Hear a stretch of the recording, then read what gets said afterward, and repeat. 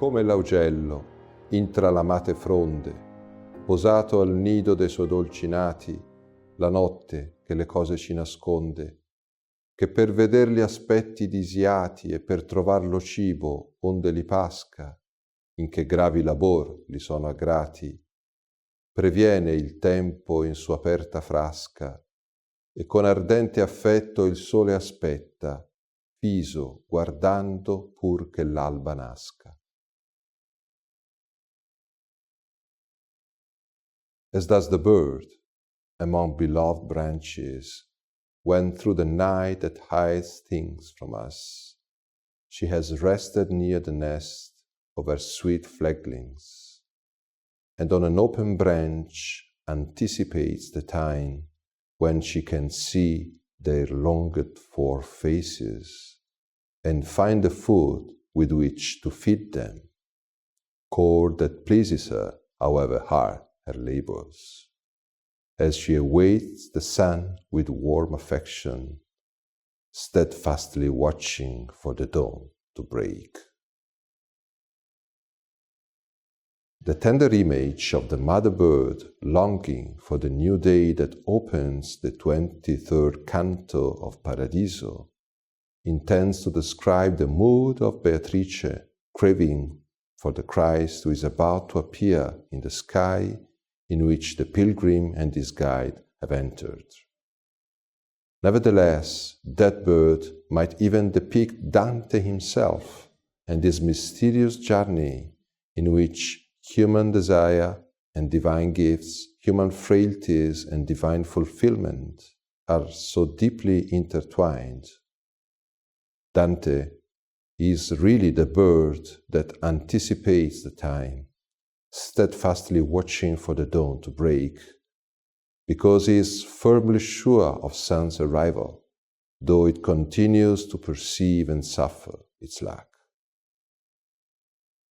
With Canto 23, Paradiso enters in its core section, composed of 5 cantos, the longest group of cantos devoted to just one part of heaven. Dante and Beatrice have left the heaven of Saturn and enter now in the 8th heaven, that is the firmament, that starry sky that is the definitive doorway to the world of God. We are in a very particular heaven, the last one that can be seen from the earth, and that constitutes the point of division between the visible and the invisible, the human and the divine sphere. It is along this threshold that eternity becomes history and time starts its course. Here, the meeting between God and man continuously happens. Here Dante intends to celebrate and judge the Church, the community who, by the will of Jesus and the help of His grace, bears the huge responsibility to let the divine life of peace and justice be present and fruitful among the contradictions of human history. 2 more similitudes contribute, according to Dante's idea, to underline the beauty of God's creation, its desire and need of divine completion. The image of the full moon that laughs among the stars, and that one of the sun shining over a flowering field. Like Trivia, at the full moon in clear skies, smiling among the everlasting nymphs who decorate all reaches of the sky. And then the second image, under a ray of sun that limpid streams down from a broken cloud, my eyes have seen, while shade was shielding them, a flowered meadow. The world is full of violence and contradictions, Dante argues, though it continues to shine and announce that yes, it is wonderful, exactly because it is God's creation and is waiting for God's coming, needs God's coming in order to save that beauty and perfection. Paradiso 23 is also the canto in which because of its frontier position, Dante reveals for the very first time all his doubts and fears about the task he is bringing on writing his poem. Will he be able to bear the heavy weight of such an enterprise? Will he succeed in his effort to sing in poetry such a difficult matter? Will the Italian language, that language Dante is almost creating out of nothing, be good enough to describe such a world? If all the tongues that Polymnia, together with her sisters, made most rich with sweetest milk, should come now to assist my singing of the holy smile that lit the holy face of Beatrice, the truth would not be reached, not its 1,000th part. And thus, in representing Paradise, the sacred poem has to leap across, as does a man who finds his path cut off. But he who thinks upon the weighty theme and on the mortal shoulder bearing it, will lay no blame if, burdened so, I tremble. This is no crossing for a little bark, the sea that my audacious prow now cleaves, nor for a helmsman who would spare himself. Dante is here pre-announcing the magnificent opening of Canto 25, that speaks of the same heaven, where he will reveal himself fully aware of the special nature of the composition of the Commedia, a work, he says, shared by heaven and by earth, a real gift of God that, through Dante, will benefit the entire world and particularly help the Church. The mention of his baptism in the same verses is quite something else than casual, in order to rediscover the Church's original identity and task. There are 4 key moments in Paradiso 23, in direct relation to its borderline position between the visible and invisible heavens, between the human and the divine world of the 8th heaven. 4 visions which the pilgrim experiences in this order. First, a vision of the advent of Christ, then a vision of the ascension of Christ, third, a vision of the Annunciation of the Virgin, and the last one is the vision of the Assumption of the Virgin. It's clear that these visions are out of chronological order, given that in history the Annunciation of Mary's pregnancy precedes the advent of Christ's birth. 4 graceful events that are at the origins of the Church and of its irreplaceable and saving task for all humankind. In the first vision, Christ appears in his triumph, surrounded by all the souls whom he has redeemed.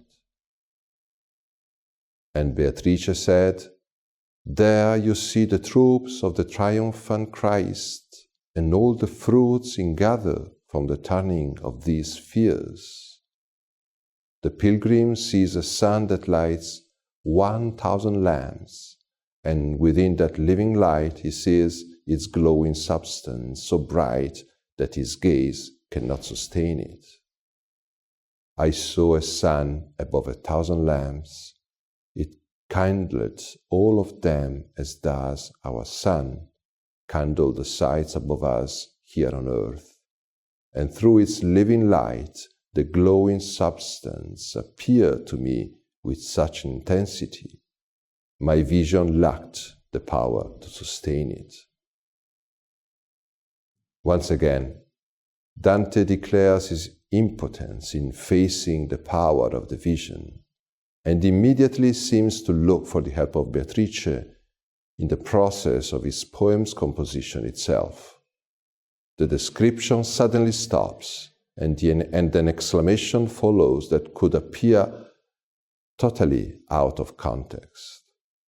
"O Beatrice, dolce guida e cara, O Beatrice, sweet guide and dear. A wonderful verse, unique of this kind in the entire Commedia, absolutely simple and pure, a vertex of Dante poetry that only here in Paradiso can find its definitive perfection, clarity, and grace. We are indeed in the core of Dante's compositional effort. Beatrice immediately replies to Dante's claim and invites him to look again toward the glory of Christ so that he will be able to contemplate his ascension. O kindly power that imprints them thus, you rose on high to leave space for my eyes. For where I was, they were too weak to see you. After Christ's ascension and a vanishing of the great light of his glory, Dante can now admire the lives of the blessed, and among them the greatest flame of the Virgin Mary. In truth, the last portion of this canto is fully devoted to her, according to Dante's special feeling for the Mother of God.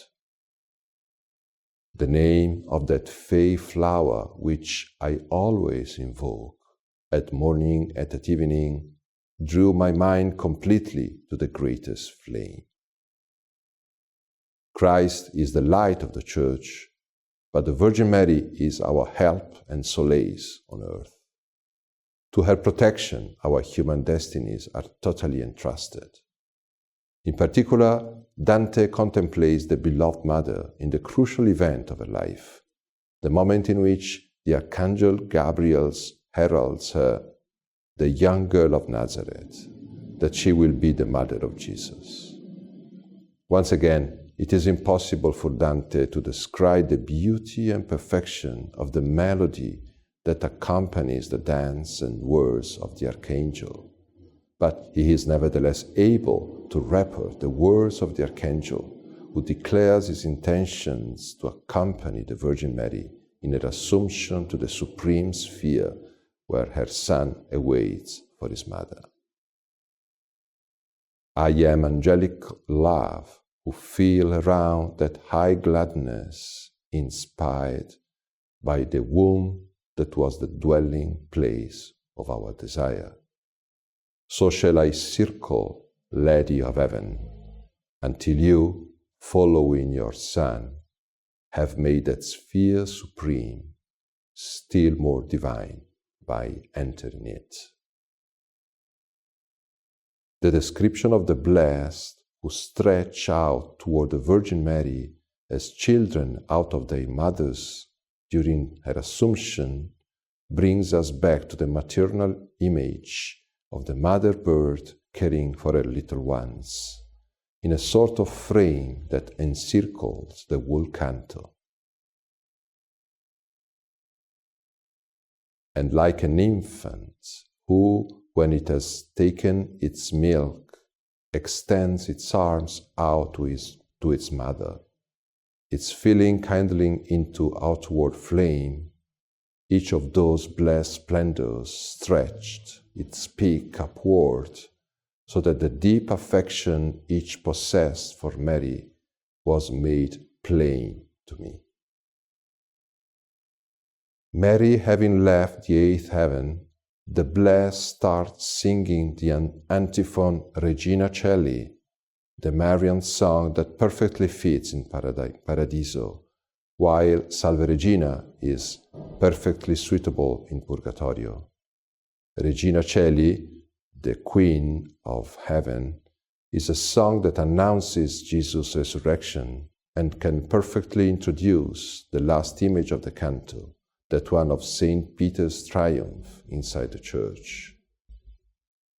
Here, under the high Son of God and Mary, together with the ancient and the new councils, he triumphs in his victory, he who is keeper of the keys of glory. The particular position of the eighth heaven between the human and the divine world is also the main teaching we can get from this canto. Our human lives continuously experience this contradiction and suffering of our human condition. According to the French philosopher Paul Ricoeur, man himself is a mixture of original affirmation and existential negation. Man is the happiness of yes in the sadness of finished worlds. To find a good and steady equilibrium between the two dimensions is indeed one of the highest achievements in our life.